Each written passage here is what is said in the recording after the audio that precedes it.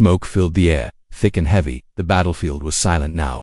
Only broken machines and fallen bodies were left behind. Blood mixed with the dust. The war had passed through like a storm, and now there was only silence in the middle of it all. She lay still. Her name was Lura. Her skin pale blue, her armor broken, one leg crushed under metal, deep wounds across her arms, her breath slow, her eyes half open. She was from the race that helped destroy Earth. One of the enemy, one of the conquerors. She blinked slowly. Flies landed on her wounds. She felt nothing, only pain and emptiness. Her people had left her behind. The last message in her come was a retreat order. No rescue, no return, only silence. She closed her eyes, thinking this was the end. She did not cry. Her tears had dried long ago. Her voice was just a whisper, maybe meant for no one, maybe meant for death itself. She said, "This is how it ends," but then she heard something, footsteps, slow, heavy, not the sound of her people. This was different. Human boots. She knew that sound from the war. Fear tried to rise in her chest, but she was too weak to move, too broken to fight. She waited for the bullet, the knife, the end. Then a shadow fell over her, tall, quiet, not speaking, just watching her. She opened her eyes just a little more. Through the blur she saw him, a man, human, wearing damaged armor with an old Earth flag, dirty, bleeding, but standing strong. He looked at her for a long moment. His eyes were tired, but not empty. He knelt beside her, took out a small water bottle, opened it, and held it near her lips. She turned her face away, her voice cracked. "Just finish it. I am your enemy." But the man only said one thing, "You're not my enemy." Not today. She did not understand. Was it a trick, a trap, a game humans played before killing? But the water touched her lips, cool and real, and her dry throat drank without thinking why. She asked, but the man didn't answer. Not yet. He checked her wounds quickly, wrapped one of them with cloth, his hands fast and calm. He was a soldier. That much was clear after a while. He finally spoke. "My name is Ray, Captain Ray Marshall." Earth Resistance. Lura said nothing, just watched him, her mind confused. Why would he help her? She had seen what humans did to captured aliens. They hated them, feared them. Sometimes worse. Ray stood and looked around. The field was too open, no cover. He needed to move, fast. He looked back at her. She was half conscious, dying maybe, but she had something in her eyes. Not fear, not hate. Maybe something else. He spoke again. "You can stay here and die, or come with me, and maybe live." She laughed weakly, bitter and broken. "You want me to trust you?" Ray looked her in the eyes and said, "No, I want you to decide." And then he turned his back, just like that, walked a few steps away, not watching her, not aiming at her, just waiting. Lura stared at his back, confused more than afraid. What kind of human does this? What kind of enemy shows mercy? Minutes passed like hours. Every breath hurt, but the pain reminded her she was still alive. She reached out, her fingers dragging against the ground, slow, painful. Her broken legs screamed with every inch. But she moved. Ray heard her crawling, turned, and saw her trying to move. He came back, said nothing, and lifted her gently over his shoulder. She was light, bones and pain, but he carried her like a mission. Steady and focused, they walked into the ruins nearby, old buildings from before the war, full of shadows and silence. Ray found an old shelter, half buried under rubble, safe enough for now. He placed her down, gave her more water, started a small fire. Lura asked him again, "Why are you helping me?" Ray stared into the fire for a while, then said, "Because once we were human, and I don't want to forget that." Lura closed her eyes again, but this time, not to die. This time she felt something strange, something she hadn't felt since the war began. Hope outside. The wind blew across the field, carrying dust and ashes. The war was still not over, but something had changed. Their human had saved an enemy, had chosen to live not as a soldier, but maybe as something more. The girl in chains was no longer alone, and the story was just beginning. The shelter was cold and dark and quiet, like a forgotten grave hidden beneath layers of metal and ash. The fire had burned out, and the only sound was the slow breath of two enemies sitting beside each other, one broken in body, the other in soul. Lura woke first, her body aching, her wounds stiff but bandaged. The warmth of the small fire still clung to her skin like a fading dream. She looked around the place, old walls full of cracks, ceiling dripping water, and floors covered in dust. This was once a human outpost. Now it was just bones of a war long past. She turned her head and saw Ray sitting near the entrance, his back straight, his gun resting on his knee, eyes watching the outside world like a hunter waiting for ghosts. He had not slept. Not really. Maybe he did not know how to anymore. She wanted to speak, but the silence between them felt thick, like smoke too heavy to cut, too old, too clear. So she stayed quiet for a while and just watched him, the human who should have killed her, but did not. Finally he spoke without turning his head. "You reawake?" She nodded, then remembered he could not see her and said yes, her voice still weak. He tossed her a protein bar, dry, tasteless, but food. She took it slowly, her fingers trembling as she unwrapped it. They ate in silence, chewing the past together like old soldiers at the edge of peace. After some time she said, "I don't understand." Ray looked at her, now his face calm but tired. He said, "What is there to understand? You are human." She said, "I helped destroy your world, and yet you are still here. Ray replied, and so am I. She wanted to ask more, but before she could, a sound outside snapped through the air like a knife slicing cloth, fast and sharp. Ray moved first, silent and swift. He signaled her to stay down and crept toward the broken door, rifle raised, breath steady, eyes sharp. Laura held her breath, her heart pounding, her instincts screaming to run, but her body was still weak and her trust still unsure. A figure moved outside, small, fast, not human. Ray fired once, then twice. Silence returned, then footsteps quick and heavy approaching. Ray backed away from the door, eyes wide, his voice low and firm. We have company, not friendly. He grabbed Laura, pulled her up over his shoulder again. Her body cried out, but she bit her lip and said nothing. They moved through the back of the shelter, into the narrow tunnels below, broken pipes and old wires hanging like veins of a dead beast. Voices echoed behind them, alien voices, her kind hunters sent to clean the battlefield. Maybe they were looking for her, maybe they were just here to finish what the war had started. They ran through the dark, Ray moving fast, Laura trying to hold on, her vision fading with each step. They turned corners, climbed debris, and finally slipped into a hidden chamber deep underground. It with a control room, or what was left of it, broken screens, shattered glass, old chairs, and rusted panels. Ray sealed the door behind them with an iron bar, then helped Laura sit. She looked around, eyes wide. This place, she whispered, it is a command post. He nodded. Earth resistance used it for communication before the fall. Maybe something is still alive in here, maybe a signal, maybe a Laura moved slowly toward one of the panels, her fingers touching the controls like old memories, her training returning piece by piece. She connected wires, cleaned a screen, and powered up a small terminal. Lights blinked, then flickered, then held steady. Ray stepped back, watching her work. You were a tech officer? He asked. Not a soldier. She nodded. Yes, before the war, before they turned me into something else. He said nothing, but his silence was not empty, it was heavy with thought. She finished her work, then turned to him. There is a signal here. Old but strong, it was trying to reach someone, maybe a fleet, maybe survivors. Can you boost it? He asked. Can we send a message? She hesitated, then nodded. Maybe, but it will take time and energy. He checked his pack, counted his cells to left enough for one try to. He said if someone is out there, we need them to hear. Usti connected the cells, started the boost process. Lights flared, systems woke up like old machines, breathing again.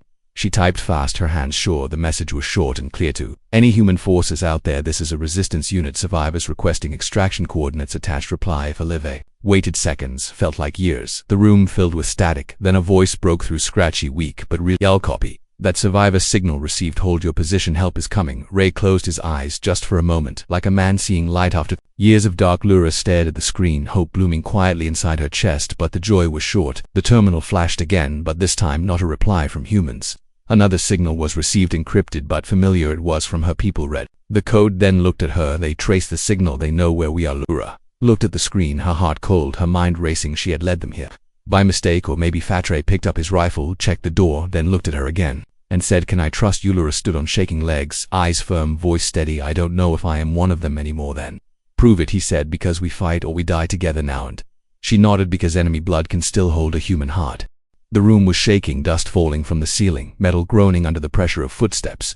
Above, the enemy was close, and every second felt like a blade pressing tighter against their throats. Ray moved quickly, checking every angle, his gun ready, his eyes sharp, while Laura stood at the terminal, her fingers frozen, her thoughts screaming with doubts. She had sent the signal to the humans, but she had also opened the door for her own kind. The trackers, the hunters, the loyal soldiers of her empire, who would see her now as nothing more than a traitor, a defect, a mistake to erase. Ray looked at her, and his voice was calm but low. We have to move. They are almost here. This place will be a coffin if we stay. She turned to him slowly, her hands trembling, the screen behind her still glowing with the word signal received, but now mixed with static and interference. Two signals clashing, one of hope, one of danger. There is another way, she said. The tunnels below, they lead to a deeper section. Maybe old launch bays or maintenance halls. We can hide or find another way to boost the signal farther, make sure it reaches the fleet. Ray nodded. No questions, no blame, just trust, built from fire and survival. He moved to the wall, found the hatch, half buried in dust, and kicked it open. Metal screamed, but gave way, revealing darkness below. He went first, light on his weapon, scanning every inch. She followed her wounds, slowing her but her will, pushing her forward every step, deeper into the forgotten bones of a fallen world. The tunnels were narrow, filled with echoes of war. Old posters still hung on broken walls, faces of human leaders, promising freedom, voices of old broadcasts repeating messages that no one had heard in years. They moved through rusted doors and long-dead generators, their path lit only by flickering lights and the soft glow of Laura's scanner, tracking energy sources and mapping routes. Finally, they reached a chamber wide and empty, once used to store weapons, now covered in dust and silence. In the center stood a tall tower, half collapsed, but still humming with power, a signal relay not seen in years. Laura moved fast, her training taking over as she connected cables, repaired circuits, and aligned the old dish to the stars above, while Ray stood guard, watching the shadows, listening for movement, his mind counting every breath as She worked, she spoke not to him, not to herself, but maybe to the air. I used to believe in the Empire. I thought we were bringing order to chaos. I never saw the faces. I never heard the screams. I just followed orders, fixed systems, followed maps and... Now Ray asked, now what do you see? She paused, hands shaking, then said, I see everything. I was blind, and now I wish I wasn't. The relay sparked a live light flooding the room as the system powered up. The screen blinked once, twice, then held a clear signal forming like a heartbeat, strong and steady. This is Resistance Outpost Delta 17 transmitting message to human fleet survivor. Unit located, request extraction coordinates locked, awaiting response. They waited, time moving slow, the room silent except for the hum of power and the distant sound of footsteps growing louder through the halls. Above then, the reply came strong and real. This is Fleet Command receiving your signal. Extraction en route, hold position, 30 minutes to contact. Relief washed over them, but there was no time to rest. The footsteps were closer now, too many to fight, too close to run. Laura looked around and saw an idea forming in her mind. The relay had power, the system was active. Maybe it could be used not just to send messages, but to stop the ones coming for them. She ran to the panel, scanned the codes, and smiled a cold, sharp smile, the kind born from fear and courage and the choice to act. Ray saw her and said, what are you doing? She replied, something risky, something stupid, something that might work. She typed fast, activated the signal scrambler, rerouted energy from the old generator and pushed the system into overload. A shockwave of noise burst from the relay, a scream of digital chaos that filled the tunnels like a storm above them. The soldiers paused, signals cut, visors scrambled, weapons losing target locks, confusion spreading like wildfire. It won't last, Laura said. Maybe 5 minutes, maybe less, but it's something. Ray looked at her, then at the door, and said, then let's make it count. They moved to the entrance, barricaded it with old crates and panels, took positions on each side, their guns ready, their minds clear. If they come through, we slow them, Ray said. We buy enough time for the fleet to reach us. Laura nodded, her face set, her body weak, but her heart burning stronger than ever. She had been built for silence, trained for obedience. Now she stood beside the enemy she once hunted, fighting for a world she never thought to protect. The footsteps returned, louder now, closer, but this time she was not afraid. This time she had chosen her side, and that choice echoed louder than any signal. In the dark beneath the broken world, two souls stood against the storm, and the stars above were listening. The sound returned, louder, heavier. No longer distant footsteps became thunderboots striking metal with purpose, with hunger. The door shook, dust rained from the ceiling like a warning. Ray stood still, gun aimed, heart steady, mind sharp. Laura beside him, her fingers wrapped around a weapon she never thought she would use again, not against her own. The signal jammer was dying, its pulse growing weak like a candle flickering in wind. Their few minutes were running out like water through broken hands, and soon there would be nothing left between them and the soldiers above. Laura's mind raced. She knew the protocols, knew how her people moved, how they thought, how they hunted. Her body remembered training. Her eyes saw patterns and shadows, things even Ray could not. She leaned close to him and whispered, 3 steps left, 1 turn, then 2 shots. That is the rhythm of their sweep team. He looked at her with surprise, not because she knew, but because she shared it. There was no doubt in her voice, no hesitation, only cold knowledge mixed with something new, something broken and reborn. Then it happened. The metal door cracked open, the light from the hallway slicing through the room like a blade. Voices barked commands in her language. Its sounds that once gave her comfort now felt like poison. Ray fired twice, clean and fast. Shadows fell, but more came, armored and fast, their weapons glowing with alien power. Laura dropped to one knee, aimed and fired, her pulse rifle screaming in her hands. She hit a shield first, then a helmet, then silence, her face unreadable, her breath shaking, her chest rising like a storm trying to escape. They retreated deeper into the chamber, Ray covering the left, Laura the right, the sound of gunfire echoing through the broken world like a heartbeat refusing to stop. But it would not be enough. They both knew it. There's a data core here, Ray shouted. Maybe deeper in the wall, something left from before, something big, maybe codes, maybe maps, something they did not finish before the fall. Laura nodded, then moved fast toward a hidden panel, her fingers tracing lines invisible to others. She opened the wall and found it wired, blinking faint light holding secrets no one had touched in years. She connected her wrist device, data flowing like blood through old veins. Her eyes scanned the information, and what she saw made her stop cold. Ray noticed her freeze and asked, what is it? What did you find? She turned to him slowly, her face pale, her voice hollow. I know this program. I helped build it, a backdoor into the Empire fleet, a set of override codes that could shut down command ships if activated through the right node. I never thought it worked. I never knew it was real. Ray stepped closer, his voice quiet but urgent. Can you use it? She looked down at her hands, then at the screen. Yes, but if I send it, they will know it was me. They will mark me forever as a traitor, not just one left behind, but one who broke everything. Ray said nothing at first, his eyes watching her not with judgment but with something like understanding. Then he spoke one slow line, sometimes you break things to build something better. Laura turned back to the console, her hands shaking, her breath shallow. Each keystroke felt like cutting pieces of her past and throwing them into fire. She entered her old credentials, activated the code and pushed send. The screen Went black, then red, then green. It is done, she whispered. The core is locked. The command ships will lose contact for at least 10 hours, long enough for the human fleet to arrive, long enough to turn the tide. Ray looked at her and nodded, but before he could speak, a loud bang hit the wall near them. A grenade rolled into the room, spinning once before stopping. Laura grabbed Ray and pulled him back just as the blast hit. Light and heat filled the air. The world tilted, then fell, then returned in pieces. She coughed and tasted blood.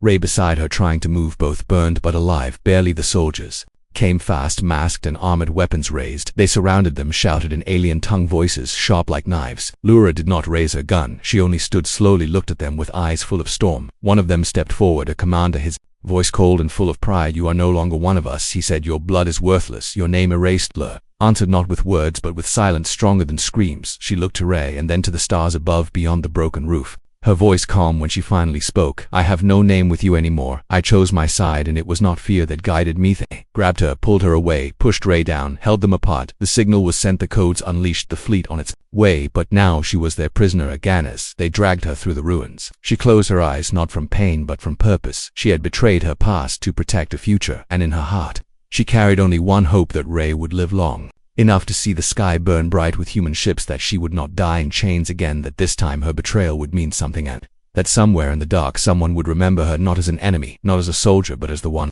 who chose to break the empire from inside. The rain fell on metal like soft drumming from the sky above, a storm brewing across the broken world where hope was hanging by threads, and choices once made in silence now screamed across the stars. Laura sat on her knees, her hands bound behind her, the alien soldiers guarding her every move, their armor clean, their eyes cold, their orders clear. They marched her through ruins once built by humans, tall towers now broken steel bones reaching toward gray skies. Voices echoed in the distance, machines growling in the shadows, the air thick with smoke and betrayal. She was not afraid, but she was tired. Every step a reminder of what she had lost, of what she had chosen, of what she might never see again. Her thoughts were not on escape, they were on Ray, on whether he had made it out alive, on whether the fleet had heard the signal she sent with everything she had left. A soldier pushed her forward, a voice snapped in her ear, calling her traitor, calling her defect, but she kept her head high, her silence stronger than any reply. She had no words left for the empire that turned her into a tool and threw her away.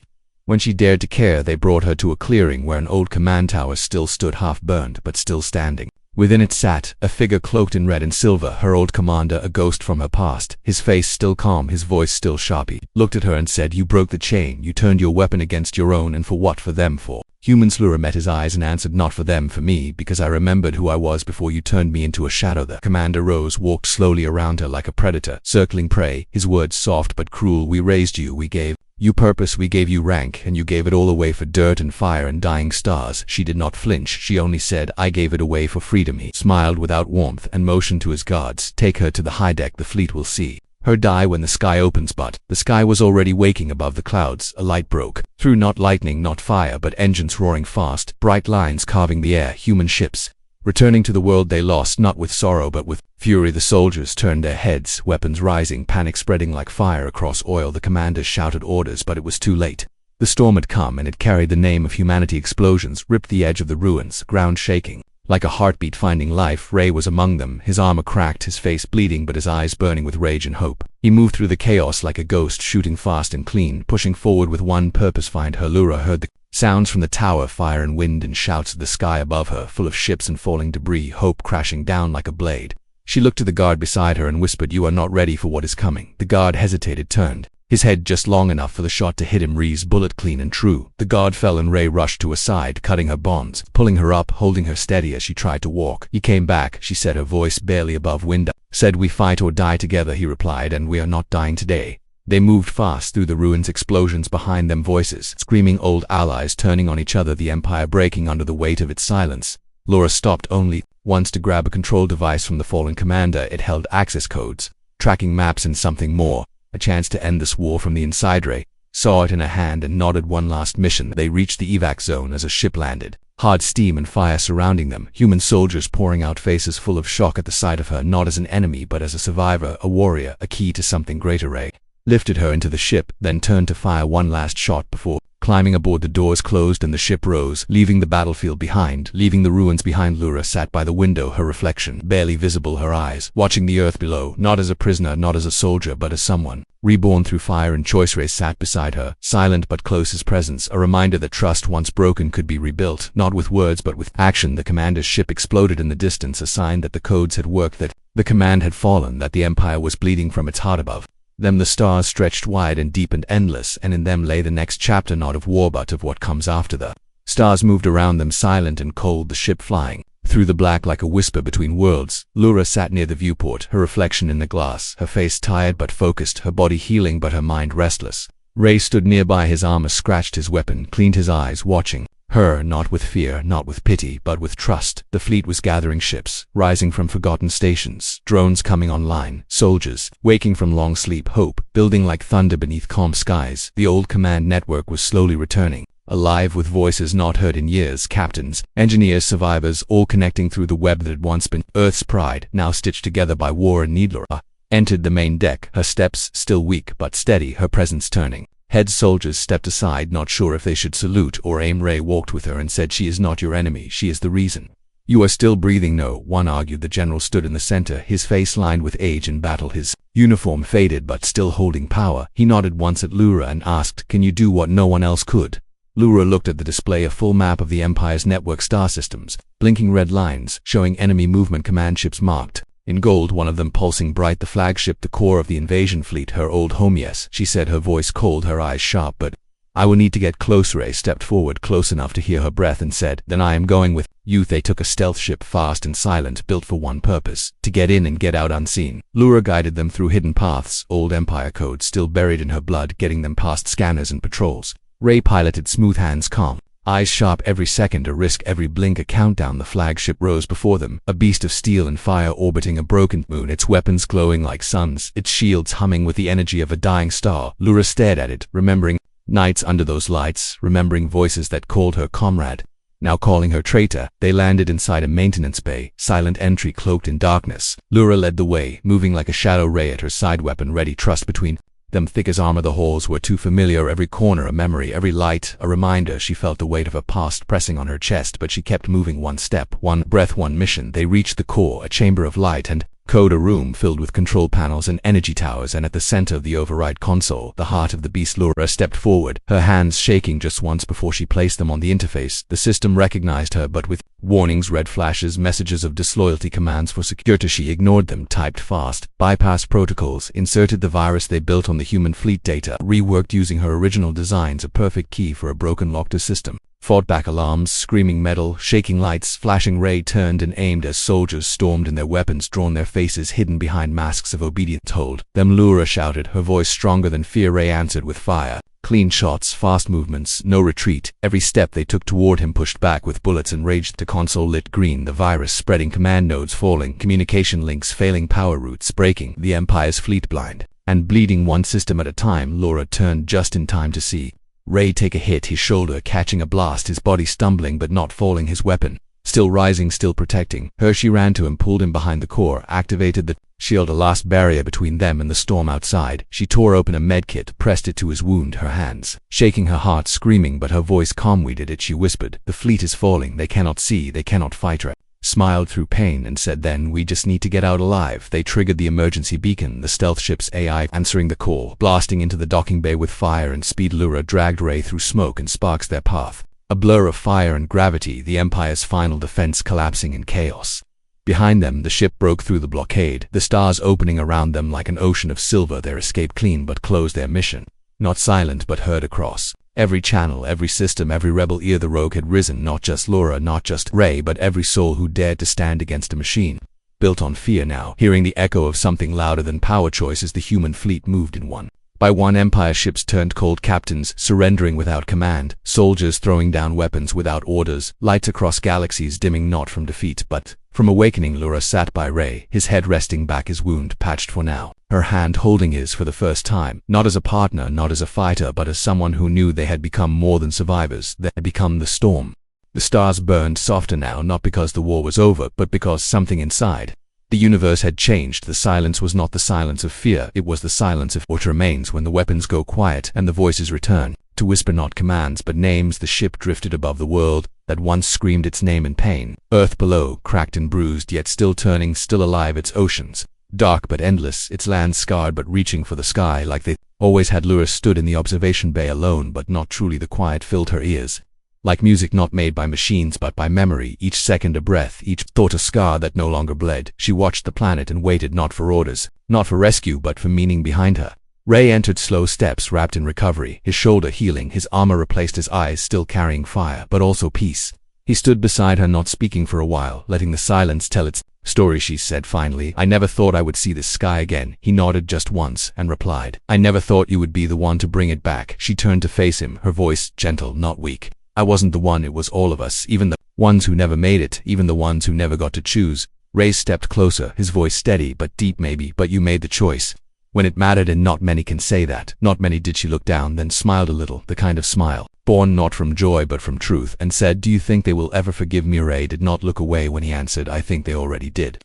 I think they saw what I saw, someone who was lost and chose to be found, someone who remembered what it means to care." The screen behind them flashed a soft tone, drawing their eyes, messages arriving from across the stars. Pockets of resistance rising, not to fight, but to build. Old colonies calling for unity, former enemies turning their weapons into tools, ships docking not for battle but for trade. Lura stepped forward, touched the panel, her name appearing not as prisoner, not as soldier, but as one of the new founders, her title written in simple words, operator of the peace bridge, a name she did not ask for, but one she would carry, not for pride but for purpose. Ray watched her and said, "You are going to lead them now, aren't you?" She looked back at him with no fear in her voice. "I am going to guide them, and when they are strong enough I will leave and find the others still hiding, still waiting, still afraid." He smiled then, not wide but real. "Then I will come with you when the time comes." Outside, the stars blinked like eyes, half asleep, half dreaming. The earth rotated slowly beneath them, its surface glowing with the first lights of rebuilding, not bright, not perfect, but alive. In a chamber nearby, Lura stood before a small gathering, soldiers, scientists, old leaders, and new faces. The room quiet as she spoke, not loud but clear. "We fought for years, not because we wanted to win, but because we were afraid of losing everything, of losing what made us who we were, and somewhere in that fight we became monsters. We forgot why we stood, we forgot who we loved, we forgot how to listen." Paused, letting the room breathe, then continued, "But then I met a human who could have killed me, and he did not, and I asked myself why, and the answer was not weakness, it was strength, the kind that does not need to destroy to prove it exists, the kind that reaches across the line even when the hand might be slapped." Ray listened from the back, his hand resting over the wound that saved her, and the silence that followed was the kind that changes people. She finished with one line, not written, not practiced, not rehearsed, "We were just human, and maybe that was enough." The room stood, and no one cheered, not with noise but with stillness, heads lowered, not in shame but in promise. Later, as the ship prepared to descend to Earth, Lura placed a small item in her pocket, the old data crystal, the one that once held destruction, now carrying maps of safe paths, hidden stations, broken hearts that could still be healed. She joined Ray at the exit ramp, the doors opening slow, the air below warm and dry, the ruins ahead waiting not as graves but as gardens not yet grown. He said, "Ready?" She replied. Always they walked forward, not as heroes, not as legends, but as two voices in a galaxy learning to speak again, not with war, not with power, but with memory. In that memory lived a simple truth whispered by every survivor, every builder, every soul that still dared to believe we were just human, and that was how we won.